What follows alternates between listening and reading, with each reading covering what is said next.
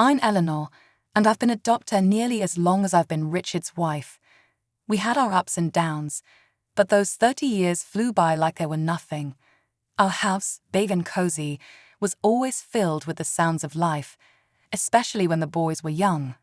James and Oliver, our sons, were as different as night and day, yet they both brought their own kind of joy into our lives.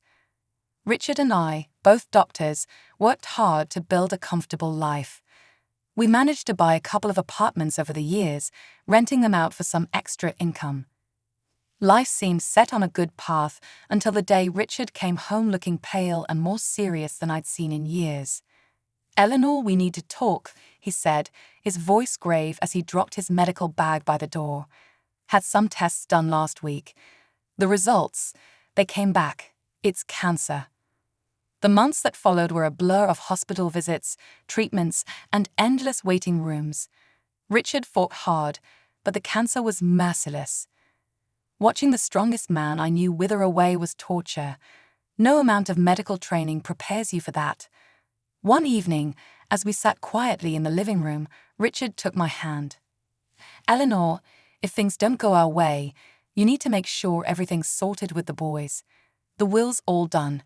You'll be fine financially." Not long after, he was gone. The funeral was a somber affair. Family, friends, and colleagues. People came from all over to pay their respects.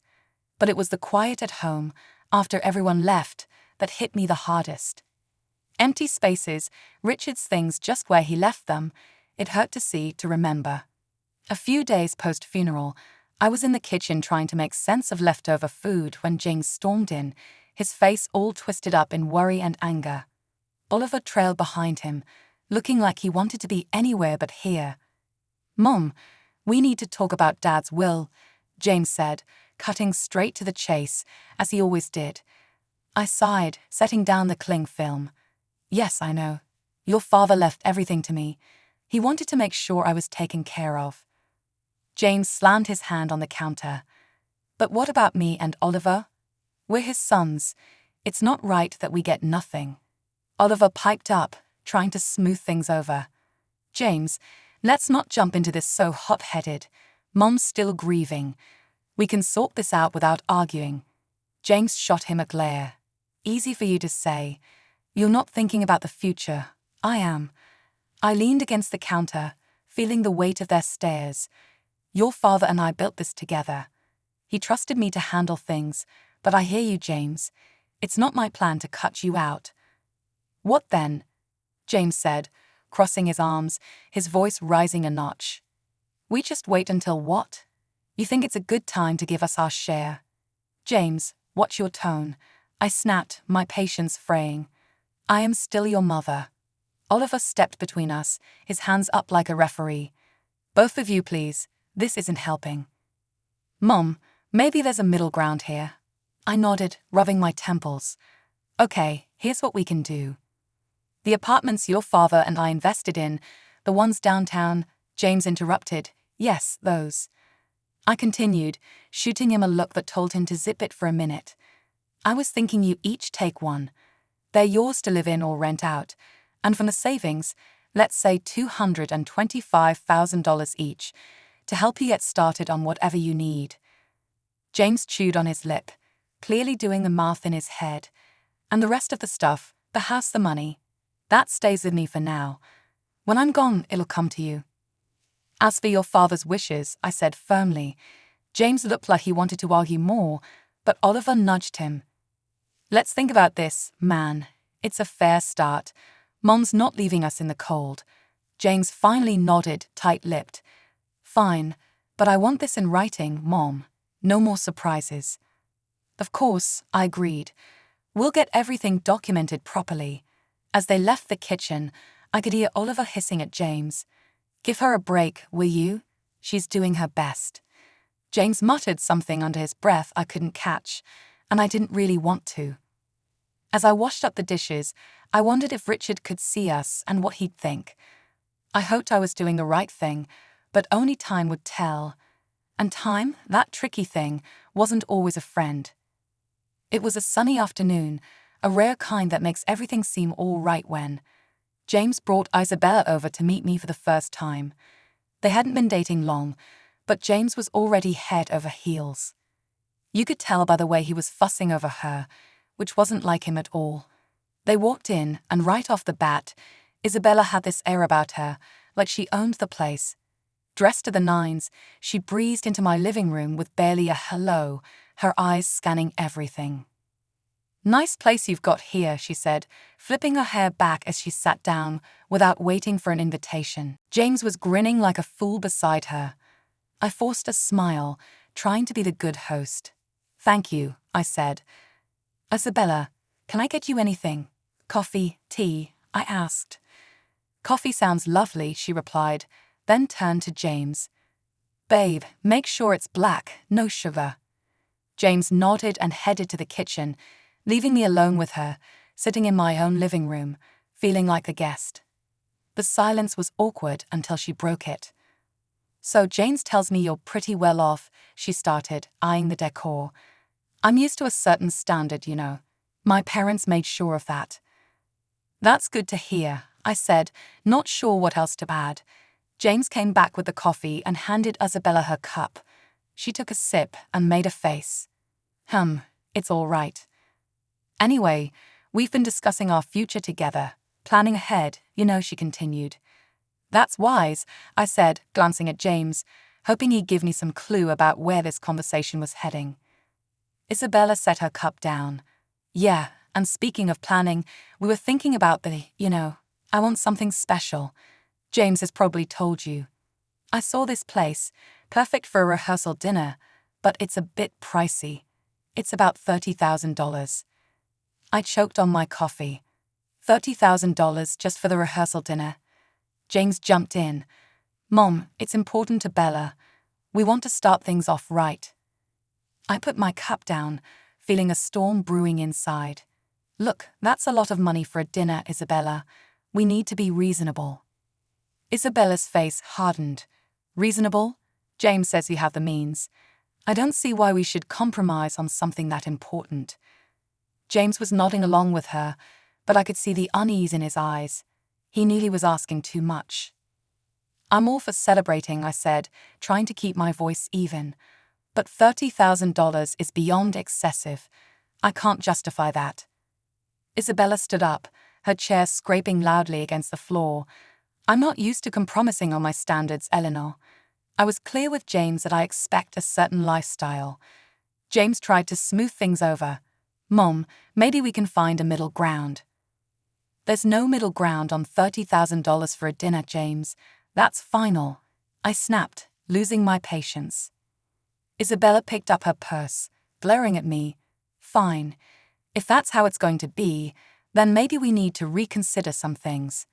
They left soon after. I sat there, reeling from the encounter. The nerve of that girl coming into my home, drinking my coffee, and telling me how to spend my money. It felt like a slap in the face, a wake-up call I wasn't ready for. I was out at the grocery store when James and Isabella decided to drop by again. By the time I got home, Oliver was awkwardly entertaining them in the living room. The atmosphere was tense, the kind that makes you want to turn around and leave, but it was my house, so I braced myself and walked in. Isabella, all dolled up as usual, handed me a list as soon as I set down my grocery bags. "Eleanor, we thought a lot about the wedding gifts, and here's what we've settled on. I hope this will be easier for you to handle." I skimmed the list she first handed me. It was surprisingly sensible. Kitchen appliances, some nice china, even a couple of pieces of furniture. "This seems quite reasonable," I said, feeling a momentary relief. "I think these are wonderful choices, really." James looked at Isabella, a hopeful expression crossing his face. But just as I was about to discuss where we could buy these items, Isabella's expression changed abruptly. She gasped. "Oh no, this isn't right. Give that back." She snatched the list from my hands and rummaged through her purse, pulling out another sheet of paper. "Here's the actual list." This new list was nothing like the first. It included an apartment, a luxury car, an exclusive vacation, and even diamond jewelry. My jaw dropped. Is this some kind of joke? Isabella didn't flinch. No joke, Eleanor. These are the gifts we expect. Only the best for our wedding. I stared at her, then at James, waiting for him to say something, anything to suggest he didn't agree with this madness. But he just stood there, looking between us, clearly conflicted but silent. I couldn't hold back. James, why are you letting her do this? You know this is unreasonable. Isabella cut in, her voice rising. This doesn't concern you, Eleanor. You just need to pay up and keep quiet. That's when Oliver stood up, his face set hard. That's enough, Isabella. You're not going to talk to our mom like that. This is her house, and you're way out of line. You need to leave now. The room was thick with tension as James and Isabella gathered their things. Isabella was muttering under her breath, clearly angry. This is ridiculous. We'll remember this. They left, and the door slammed shut behind them. Sitting down, I felt the weight of the whole situation pressing down on me. Oliver sat beside me, putting an arm around my shoulders. We'll figure this out, Mom, but you can't let them bully you into giving more than you can or should. It's not right. He was right, of course, but as I sat there with my son, I couldn't help but worry about James. How had things gotten so out of hand? How could he not see what this was doing to our family? The silence that followed was filled with unsaid worries and fears for the future. I knew then that this was far from over.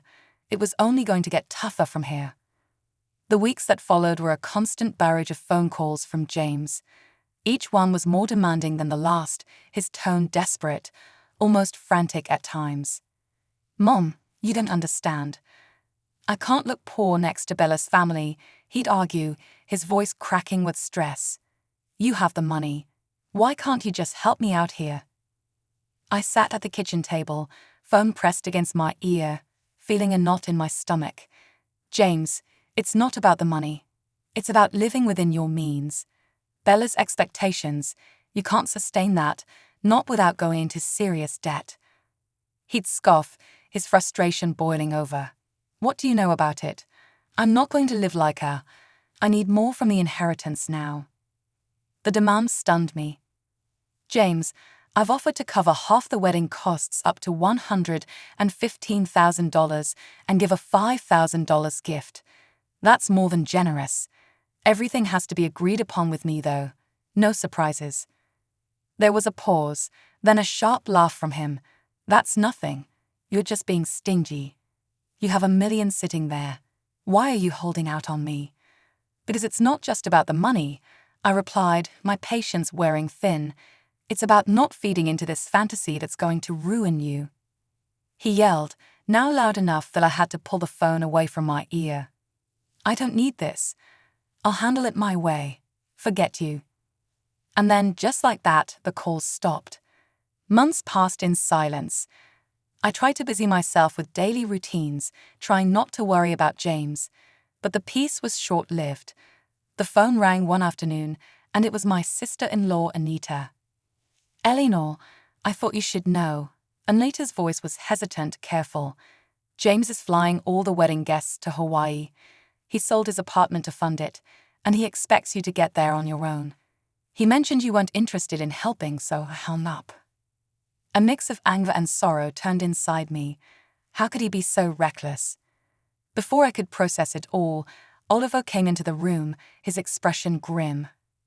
Mom, there's something you need to hear. I recorded their conversation when they were sitting here in the living room. He handed me an audio recorder. I pressed play, and the voices of James and Isabella filled the kitchen. James, your mom is just a nasty old woman with a fat wallet. We need to squeeze as much as we can out of her and then cut her off. James's voice responded, chillingly agreeable. Whatever it takes, Bella. I'm not going to let her control us. If it comes down to it, I'll kick her out in her underwear. I turned off the recorder, my hands trembling. To hear my own son speak like that about me, his mother, was too much. The room spun as I tried to comprehend the depth of his betrayal. Flying to Hawaii was a decision I didn't make lightly. Oliver was by my side, both of us tense but determined to face whatever awaited us. When we landed and approached the venue, I was taken aback by the sheer opulence of it all, flowers everywhere, lights strung like stars across the evening sky, and music floating in the air. As we walked into the gathering, I spotted James and Isabella mingling with guests. They looked like a picture-perfect couple, all smiles and laughter. My heart ached to see my son so lost in this fabricated paradise. Before I could take another step towards them, Isabella spotted us. Her smile vanished, replaced by a scowl as she marched over, her high heels clicking angrily against the stone pathway. "You shouldn't be here," she hissed, stopping just inches from me. "This is my day, and you're not welcome." I was stunned, but before I could respond, her parents, who had overheard, came over. Her father, a tall, stern-looking man, spoke first. "Isabella, that is no way to speak to your guest, much less to James's mother." His tone was harsh, a reprimand that made her cheeks flush with embarrassment. Her mother, looking equally appalled, turned to me with an apologetic smile. "Eleanor, please come with us. Let's find you a place to sit." They guided us away, leading us to a table at the edge of the setup, clearly an afterthought, with no proper setting. The ceremony started soon after, with speeches that felt hollow given the tension. Then, unexpectedly, I was handed the microphone. I stood, my legs shaky but my resolve firm. "I came here today to wish my son and his new wife a happy future," I began, my voice steady despite the trembling inside. Isabella's face went from pink to red, her eyes glaring daggers at me. I was asked for money, time, and again in amounts that no reasonable person would find justifiable. When I couldn't meet these demands, I was threatened with separation from my family and future grandchildren. My voice cracked a bit, but I pressed on. Oliver, seeing my distress, stepped closer, placing a supportive hand on my shoulder. I nodded at him, then turned on the audio recording he had made. Isabella's voice filled the air, cold and calculating, discussing how they would milk more money from me. James's voice agreed, saying he was prepared to leave me with nothing for the sake of his bride. The crowd murmured, the air thick with shock and disapproval. I turned off the recorder, the silence heavy. I gave my son an apartment and $25,000, and yet it was never enough. Today, I'm making it clear. I will not be treated as an ATM or threatened. I am done with James and Isabella. I wish them well, but from this day forward, I am choosing to remove myself from their lives. The reaction was immediate. Isabella screamed, her voice shrill and wild. "You've ruined my wedding. I curse you." After everything that had happened, coming back home was bittersweet. In the quiet, I made a decision that startled even me. I quit my job. I'd spent years healing others as a doctor, but now it was time to heal myself and rebuild the life that the recent storms had scattered. Oliver, bless his heart, had just graduated from art college and was brimming with ideas and ambition. With the $25,000 I had given him, he opened his own tattoo parlor. It wasn't just any shop. It quickly became a place where art and skin met in stunning displays. Oliver poured his soul into his work, and it paid off. He started entering tattoo contests, and soon enough, his name was on every local's lips. Before we knew it, he was opening more locations, creating a network of salons that became a hotspot for tattoo enthusiasts. I'd watch him sketch late into the night, his dedication a stark contrast to the chaos his brother had chosen. "You're doing amazing, Ollie," I'd say, pride swelling in my chest. It was during these calm months that James reappeared. One afternoon, he showed up at the door, his eyes tired, his shoulders slumped, so different from the ambitious, sharp man he once was. "Mom, I need to talk," he said, not waiting for an invitation to sit. His voice was weary, a far cry from the demanding tone I'd grown accustomed to. I sighed, motioning for him to continue. "What is it, James?" "It's Bella," he said, his voice desperate. "She's driving me insane. More and more, nothing's ever enough. I got a second job, but it's still not enough for her." His words were desperate, but they couldn't erase the past so easily. "I warned you." I told you, living like that, with someone like her, it's unsustainable. He rubbed his face, frustration clear. I know you did, he said, but his voice trailed off, hopelessness taking the place of explanation. Thought what? That money would just appear because you wanted it to. My tone was harsh, but years of pent-up frustration made it hard to soften it. Look at your brother. He started with the same angle and made something of himself without stepping on others. James bristled. Yeah, well, not everyone's like Oliver, are they? I have rights to the inheritance too, remember? And when you're gone, it'll come to me.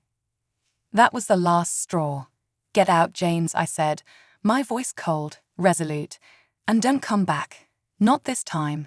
You chose your path. His jaw tightened, and for a moment, I thought he might argue more. But then he turned and walked out, the door slamming shut behind him. As I stood in the silence that followed, Oliver came downstairs, having heard the last part of our exchange. Are you okay, Mom? He asked. I nodded, wrapping my arms around him. I am now. Thanks to you. Let's just focus on the good we can do, on the life we can build. He hugged me back, his presence a comforting assurance that not all was lost. In that moment, I knew that despite the heartaches, the journey was still worth it. We had each other, and that was enough to keep moving forward. After the storm had passed with James, our home settled into a calm I hadn't felt in years. It was during this quiet period that Oliver brought someone special home. Her name was Sarah, and she was everything Isabella wasn't: kind, humble, and genuinely caring. As the weeks turned into months, their relationship grew stronger. Soon, they announced their engagement.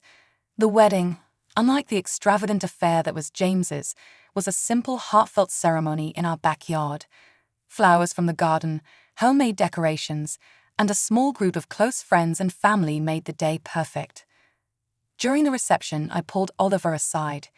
You've chosen a wonderful woman, I said, my voice thick with emotion. He squeezed my hand. I learned from the best, he replied, giving me a knowing look. Life moved quickly after that. They sold the apartment I had given Oliver, adding a bit of their savings to buy a small, cozy house just a few miles away. One sunny afternoon, while we were having tea in their new living room, Sarah shared some news. Eleanor, we're expecting twins, she announced, her eyes shining with excitement. I nearly dropped my cup, overwhelmed with joy. Twins. Oh my goodness, that's wonderful.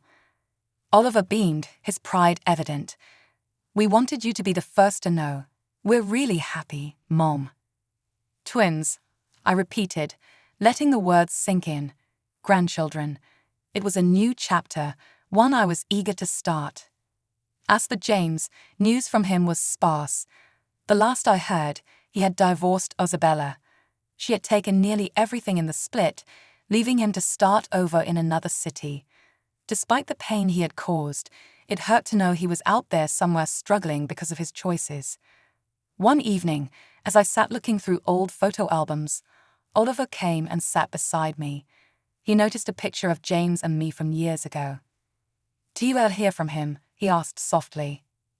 I shook my head. No, after everything, he's chosen his path, and I have to respect that, even if it breaks my heart. Oliver put an arm around me. He's still my brother, Mom. Maybe one day he'll come around. Maybe, I agreed, not really sure if I believed it. But for now, we had plenty to keep us busy, especially with those twins on the way. Oliver chuckled. Yeah, you're about to be the busiest grandma in town. We both laughed, the sound filling the room with warmth. Despite the past, despite the mistakes and heartaches, this moment here with Oliver felt like everything was exactly as it should be. Life was moving on, and so were we, with new hopes and dreams just on the horizon.